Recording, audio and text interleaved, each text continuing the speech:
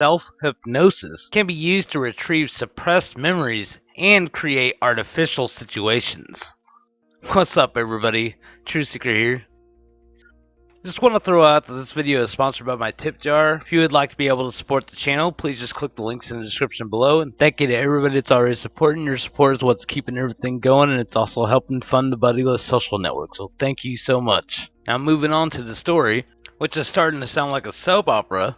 We just keep revealing more and more details about this lady. Well, apparently she published some articles back in 2008, and it included a thing called Study on Hypnosis and Psychology, and claimed that the practice of self-hypnosis can be used to retrieve suppressed memories and create artificial situations too at the same time. Pretty interesting, isn't it? But was Professor Ford attempting to retrieve her own suppressed memories? If so, Professor Ford's testimony may be taken seriously in psychological circles, but the legitimacy of her testimony is shot to pieces in legal terms. Professor Christine Blasey Ford refused to turn over her therapist's notes to the Senate regarding her scattershot and suppressed memories about Judge Kavanaugh allegedly assaulting her in the early 1980s. This may be because if Professor Ford's memories were discovered through hypnosis, they would be absolutely inadmissible in a court of law in many states, including New York and Maryland. With the kind of revelations coming out about Professor Ford's backstory, it is no wonder her social media academic history was largely scrubbed by mysterious helpers just before she made her appearance in the public eye.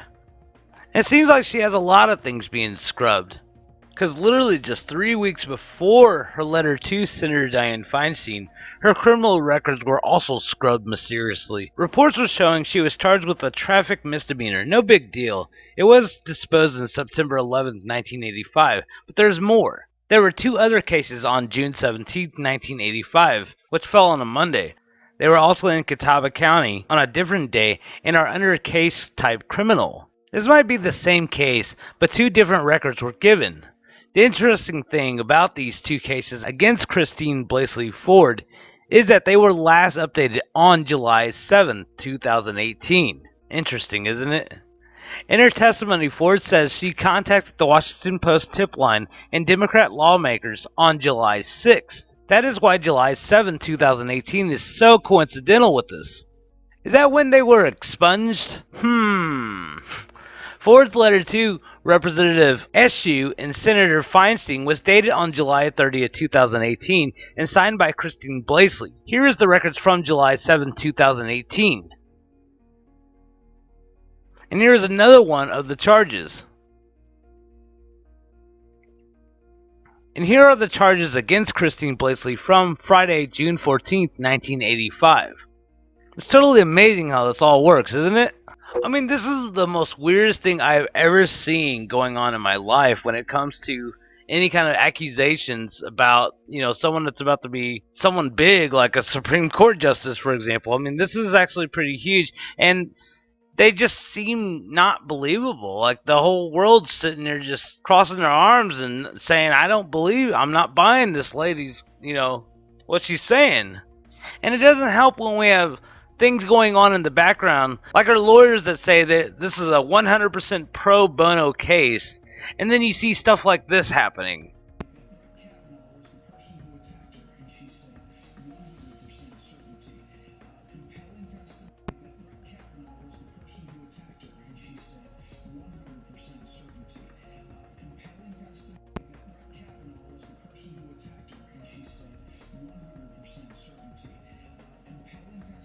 I mean, we all seen that, and she looked so suspicious. I mean, that weird look on her face, like, did anybody see me do that? That was just amazing. It almost seems so obvious that it seems fake to me. Like, this is just really badly scripted. I don't think a real person with an actual brain could actually think like this. A child could imagine something better than this. And what we mainly know is that all this is just a smear campaign, and it's only designed to influence the upcoming elections. That's all. I mean, really, let's review all of this. We'll let Tucker break it down here real quick. When the Senate decided to delay Brett Kavanaugh's confirmation vote for a week in order to enable an FBI investigation, everyone who was not Jeff Flake understood the point of it. The investigation itself was irrelevant. For Democrats, the only purpose was to buy time so that new people, some of them anonymously, could make allegations against Kavanaugh. That's exactly what happened, of course, and we've been the first to scoff at some of these claims because some have been frivolous, unfounded, some have been absurd.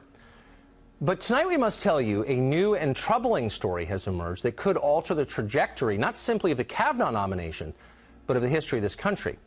It is a story of a young man, outwardly respectable, but so morally distorted within, so addled by chronic dependency on draft beer, the witnesses say he committed a particularly heinous form of assault in a public place. This man, this monster in human form, once tossed an ice cube at someone in a bar. Yes, an ice cube, the perfect weapon. In solid form, deadly. And then within hours, it melts and evaporates into the air. All physical evidence turns to vapor. There are no fingerprints. It's diabolical. The perfect crime. And frankly, from a constitutional standpoint, it is disqualifying. Now, we'll concede that we miss the significance of this story at first, but the other networks were on it long before we were. Watch their coverage. Police documents that show that Brett Kavanaugh threw ice in someone's face, Accused him of throwing ice. Accused Kavanaugh of throwing ice on him. The nominee threw ice on him. Accused him of throwing ice on him for, quote, some unknown reason. Icegate. Well, the founders, the framers of our Constitution, anticipated this very moment. Article 3 of the Constitution, in words well known to every first-year law student, are unequivocal on this subject. Quote, whoever shall throw ice in a tavern is disqualified from service in the federal judiciary. End quote. Game over. And yet, ladies and gentlemen, there is more tonight. A former Yale student called Tad Lowe, who apparently overlapped with Brett Kavanaugh in school, has contacted the FBI with a brand new outrage. Lowe says that at one time at a frat party, some fraternity brothers hired a prostitute to put on some kind of show that Lowe found offensive. Now, what does this have to do with Brett Kavanaugh, you might wonder? Well, as Lowe concedes, nothing directly. Quote, I can't say for certain that Judge Kavanaugh was present in the frat house. And yet, and this is the critical part of this story, Brett Kavanaugh may have been in the state of Connecticut when this happened. The very same state at the very same time that people in a fraternity house were doing things that Ted Lowe didn't like. Need we say more? Totally and utterly disqualifying. Still confused? Watch CNN. They'll explain. There have been a lot of stories like this lately, you may have noticed. Julie Swetnick, for example, claims that 37 years ago, for some reason, she went to 10 gang rape parties in a row in suburban Maryland, and that Brett Kavanaugh may have been at some of them. What did Brett Kavanaugh do at these parties? Well, Swetnick signed a sworn statement suggesting that Kavanaugh and friends added drugs and alcohol to the punch that facilitated the rapes that took place at these parties. Now, that's a very serious charge, except as Swetnick just explained in a televised interview, she didn't really mean it. I saw him around the punch, I won't say bowls or the punch containers. I don't know what he did, but I saw him buy them, yes. Well, you've heard Democrats talk a lot recently about how Brett Kavanaugh may have lied under oath. There's no evidence for that. There is now, though, quite a bit of evidence that Julie Swetnick just did. Democrats don't care. They're not interested in finding out because, hey, whatever works, power is the point. And yet they should care. Sexual assault is a horrifying crime, no matter who commits it. All decent people understand that. False claims trivialize the offense, and there have been a number of widely publicized false claims over the past 15 years, and they undermine the many assault victims who are telling the truth.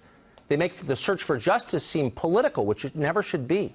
And worst of all, they are making the rest of us nearly as cynical as professional Democrats already are. That's a high cost. Couldn't have said it better myself.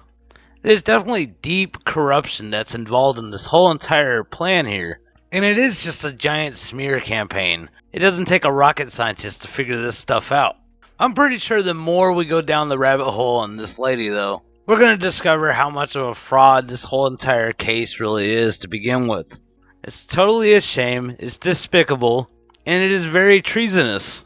And what do you guys think about all this? Definitely leave your thoughts in the comments below. Thanks for watching. Please come over to Buddy List Social Network and join us. It is a true free speech platform. Conservatives are fully 100% welcomed over there. If you guys would like to be able to support the channel or the Buddy List Social Network, please just click the links in the description below. And thank you to everybody that's already donating, and I'll see you guys in the next video. Peace!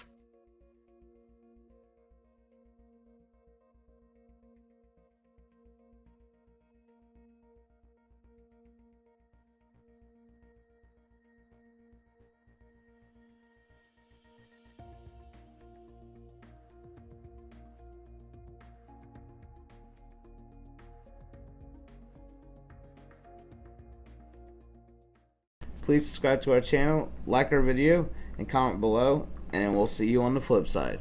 Peace! And don't forget to click the notification bell.